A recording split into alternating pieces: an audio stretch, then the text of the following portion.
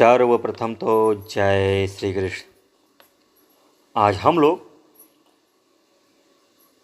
कथा सुनते हैं। यह कथा नारद पुराण से है, जिसको मैं सुनाऊंगा। देखिए, कहा भी जाता है कि जब कोई व्यक्ति बुरे व्यक्तियों का संगति कर लेता है या बुरे व्यक्तियों से बातचीत करता है, इनकी चुगलखोरी उनकी चुगलखोरी बेवजह, तो उसका असर व्यक्ति पर पड़ता है। और कहा भी गया है कि अगर आप पाप करते हैं जानबूझ के भी, क्योंकि देखिए हर व्यक्ति के मन में जो होता है वो कभी भी आप गलत करते हैं तो रोकता है कि यार गलत है मत करो, फिर भी हम करते हैं तो मतलब गलत हम कर रहे हैं, तो भोगना पड़ेगा, चाहे प्रत्यक्ष चाहे अप्रत्यक्ष दुख आपके ऊपर आएंगे ही। अगर हम किसी के दुखों पर हंसते हैं तो ये भी गलत है, हमें भोगना ही पड़ेगा। गलत संगति का परिणाम गलत होगा ही होगा। यह कथा उसी पर आधारित है। आप ध्यान से सुने, क्योंकि नारद पुराण की है और आध्यात्मिक कथा है। ध्यान से सुने और समझें। देखिए, कहा गया है, सच है कोई पुरुष अत्यंत धैर्यवान, दयालु, सद्गुणी, सदाचारी, नीतिज्ञ, कर्तव्यनिष्ठ और गुरु का भक्त अथवा विद्या विवेक संपन्न भी क्यों न हो, यदि वह निरंतर अत्यंत पाप बुद्धि दुष्ट पुरुषों का संग करेगा तो अवश्य ही क्रमशः उसकी बुद्धि से प्रभावित होकर उन्हीं के समान हो जाएगा, पाप कर्म करने लगेगा। इसीलिए सदा ही दुष्ट पुरुषों का संग त्याग देना चाहिए, उस मनुष्य के साथ बात ही नहीं करनी चाहिए। ऐसे मनुष्यों, पापियों से, चुगलखोरियों से दूरी बना के रहनी चाहिए। उपर्युक्त नीति युक्त वचन का पालन न करने से राजा धर्मकीर्ति का भी पतन हो गया था। प्राचीन काल में चंद्रवंश में धर्मकीर्ति नामक एक राजा हुए थे। वे बड़े ही बुद्धिमान और पुण्य कर्म थे, पुण्य कर्म को करने वाले भी थे। उनके प्रजा पालन में कोई त्रुटि नहीं थी। वैदिक मार्ग का अनुसरण करना उनका सहज स्वभाव था। वे समय समय पर यज्ञों का आयोजन भी करते रहते थे। ऐसे गुणवान राजा का ऐश्वर्य संपन्न होना स्वाभाविक ही था। राजा धर्मकीर्ति के कोष में धन की कोई कमी न थी। दुराचारी पाखंडियों की दृष्टि तो सदैव धन पर ही रहती है। उन्होंने राजा धर्मकीर्ति पर भी अपना चक्र चलाया। पाखंडी लोग बार बार राजा को यह समझाते कि यज्ञ आदि सत्कर्म करने से क्या लाभ, क्यों करते हो भाई, केवल मौज से रहो। उस कुचक्र से बचना तो केवल उनके संग के त्याग से ही संभव था। परंतु राजा धर्मकीर्ति मोहवश उन पाखंडियों का संग त्याग न कर सके और उनके कुचक्र के शिकार हो गए। कुसंग के कारण राजा को धर्मपथ से च्युत होते देर न लगी। उन्होंने धीरे धीरे यज्ञ आदि सत्कर्म बंद कर दिए। पाखंडियों के दुःसंग से राजा की पाप कर्मों के प्रति घृणा नष्ट हो गई और अंत में वे पाप कर्मों में रत रहने लगे। दूसरे की चुगली करने में, दूसरे की बुराई करने में, दूसरे को कष्ट देने में खुशी मिलने लगी, आनंद मिलने लगी। राजा की देखा देखी प्रजा में भी अधर्म की वृत्ति बढ़ने लगी। कहा भी जाता है कि जैसा बड़े करते हैं वैसा छोटे भी करते हैं। अगर अधिकारी ही नालायक हो, दुष्ट हो, तो उसके छोटे कर्मचारी भी नालायक और दुष्ट हो ही जाते हैं। राजा धर्मकीर्ति अनेक प्रकार के दुर्व्यसनों के शिकार हो गए, जिनमें एक मृगया का दुर्व्यसन भी था। एक दिन आखेट के समय धर्मकीर्ति अपने सेना से बिछुड़कर अलग ही जंगल में भटक गए। भटकते भटकते वे नर्मदा के तट पर पहुँचे और नदी के निर्मल जल में प्रवेश कर उन्होंने अपनी थकान दूर की। संध्या हो गई थी और अंधेरा होने लगा था, अतः राजा भय से आगे नहीं बढ़े और वह वहीं नर्मदा के तट पर विश्राम करने लगे। संयोगवश उस दिन एकादशी तिथि थी। नर्मदा तटवासी जन एकादशी व्रती थे। वे लोग वहीं नर्मदा के किनारे रात्रि जागरण के लिए एकत्र हुए। दिन भर के निराहारी राजा के नेत्रों में नींद कहाँ थी। वे भी तटवासियों के साथ रात्रि जागरण में सम्मिलित हो गए और रात्रि भर भजन कीर्तन करने लगे। राजा धर्मकीर्ति भूख की व्यथा सहन न कर सके, जिससे प्रातःकाल होते होते उनके प्राण पखेरु उड़ गए।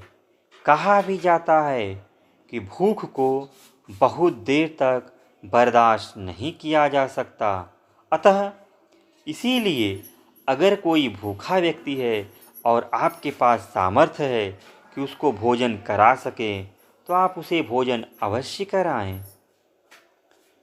उनके प्रारब्ध में यही लिखा था। प्राणों के प्रायण करते ही धर्मकीर्ति को यमदूतों ने आ घेरा और वे उन्हें यमराज के पास ले गए। विधान का लेखा रखने वाले चित्रगुप्त ने बताया, देव, यद्यपि राजा धर्मकीर्ति बहुत से पाप कर्म किए हैं, परंतु अंतिम दिन इन्होंने एकादशी के उत्तम व्रत का पालन करके रात्रि भर जागरण तथा भजन कीर्तन करते हुए प्राणों का त्याग किए हैं। अतः इनके सभी पापों का क्षय हो गया है। पापों के क्षय वाले व्यक्ति का यमलोक में क्या काम? वह तो उत्तम लोक का भागी होगा। यमराज ने धर्म कीर्ति को साष्टांग प्रणाम किया और अपने दूतों को सावधान करते हुए उन्हें आदेश दिया,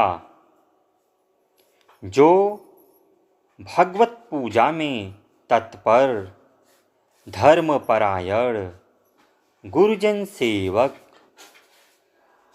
वर्णाश्रमोचित, आचारनिष्ठ, दिन रक्षक, एकादशी व्रती, मृत्यु काल में भजन कीर्तन में तल्लीन, भगवत कथा मृत के सेवी, संपूर्ण कर्मों को भगवान को अर्पण करने वाले, ब्राह्मण भक्त, सत्संगी और अतिथि सत्कार के प्रेमी हो, ऐसे व्यक्ति सदैव उत्तम लोक के अधिकारी होते हैं। अतः इन्हें स्वर्गलोक भेज देना चाहिए।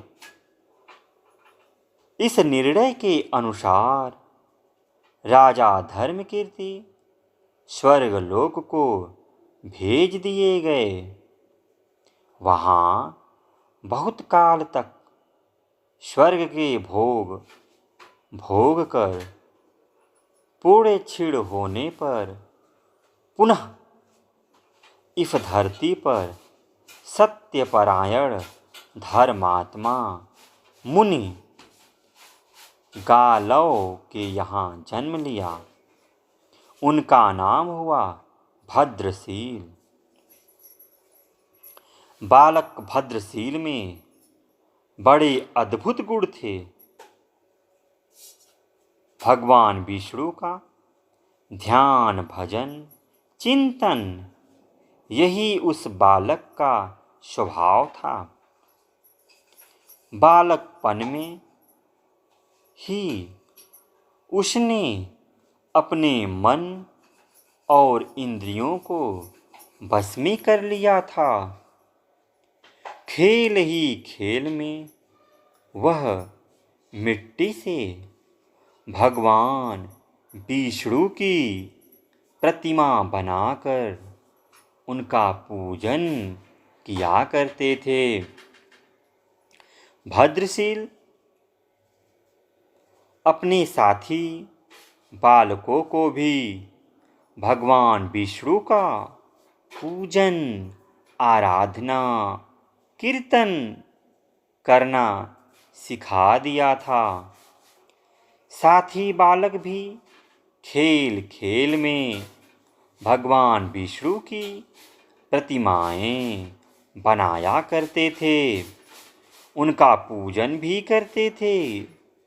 भद्रशील स्वयं एकादशी व्रत का पालन करता था। अतः उसकी देखा देखी उसके साथी बालक भी एकादशी व्रत पालन करना सीख गए।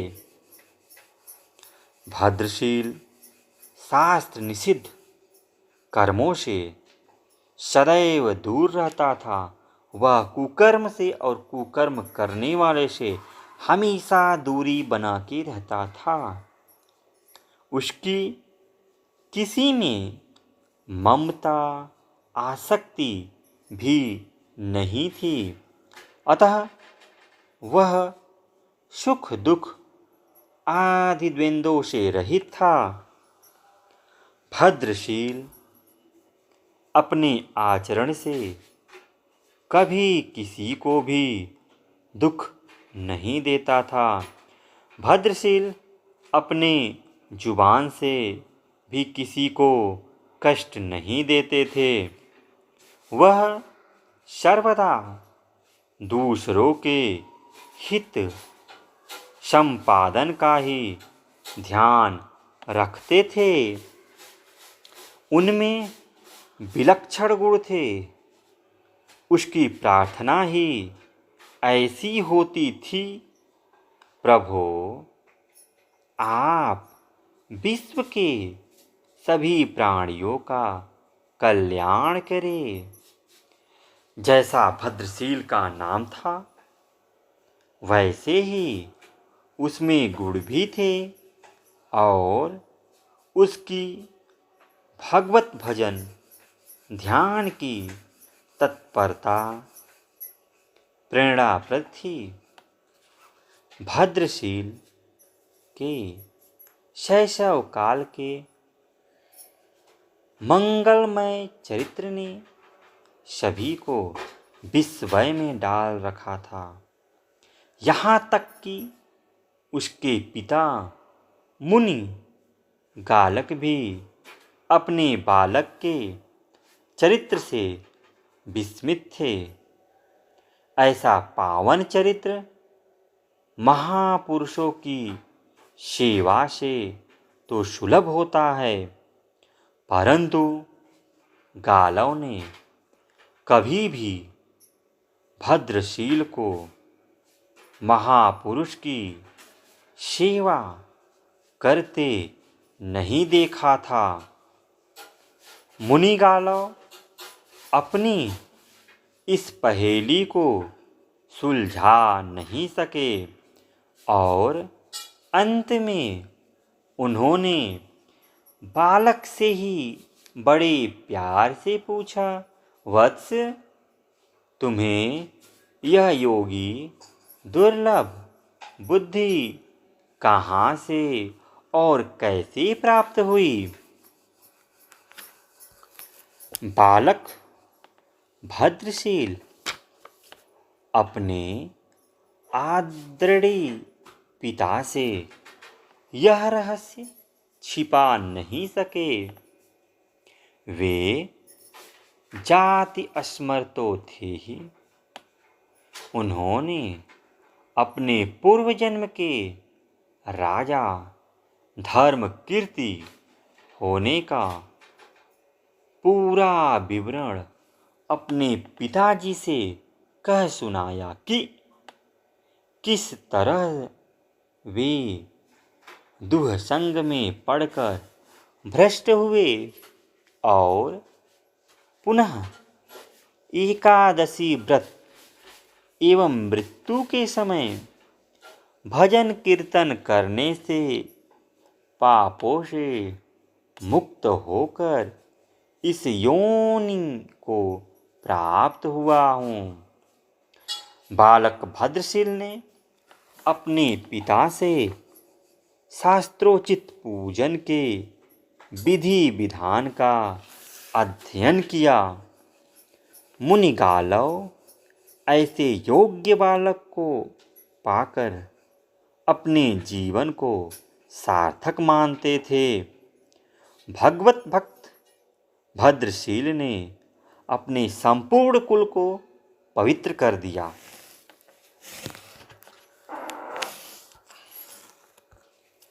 एक दोहा सुनिए। कहा है, सो कुल धन्य उमा सुनु जगत पूज्य सुपनीत श्री रघुबीर परायण जेहि नर उपज विनीत। तो यह जब कोई मनुष्य बुरी संगति कुसंग का साथ कर लेता है तो उसका परिणाम क्या होता है, कुसंग का दुष्परिणाम क्या है, इसको जाने। और जब वहीं पर अध्यात्म चीज़ों अच्छे लोगों की संगति होती है तो क्या जाने। इस कथा में धर्म कीर्ति कथा के माध्यम से ये दोनों बातें स्पष्ट हो गई कि मनुष्य को कभी भी गलत व्यक्तियों का साथ नहीं देना चाहिए और गलत लोगों की बातें भी नहीं सुननी चाहिए। किसी के कहने मात्र से किसी दूसरे मनुष्य को गलत मान लेना यह सबसे बड़ा गलत है। क्योंकि अगर कोई व्यक्ति किसी के साथ गलत व्यवहार किया तो उस व्यक्ति ने ऐसा कुछ किया होगा उसके साथ, आपके साथ तो नहीं किया ना, तो आप उसे गलत कैसे कह सकते हैं? अगर आपको नहीं कहा और आपके साथ गलत कभी नहीं किया और आप भी उसे गलत मानने लगे तो यह आपकी बहुत बड़ी गलती होगी और इसे भगवान कभी क्षमा नहीं करेगा। क्योंकि हमें कभी भी किसी मनुष्य को गलत नहीं कहना चाहिए। अगर वह गलत है तो गलत है, उसका दंड प्रभु देंगे। और आपके साथ गलत किया तब तो गलत है, लेकिन किसी अन्य साथ के साथ गलत किया और वह भी कुछ कारण से, तब तो गलत नहीं है ना। लेकिन बिना वजह अगर कोई गलत करता है तो गलत है। और यहाँ पर यह भी बताया, अगर कोई गलत है और उसके साथ आप उसका साथ दे रहे हैं तो धीरे धीरे उसकी गलत चीज़ें आप में भी आ जाएंगी। कहा भैया काली कोठरी में अगर कोई जाता है तो काली पीछे लग ही जाती है। अगर हम दुष्ट मनुष्यों के साथ हैं, उससे बातचीत करते हैं तो हमारे में गलत भावनाएं, गलत चीज़ें जरूर आएंगी, न चाहते हुए भी। इसलिए ऐसी चीज़ों से दूर रहना चाहिए, गलत मनुष्यों से, गलत बातों से। जय श्री कृष्ण, जय श्री कृष्ण।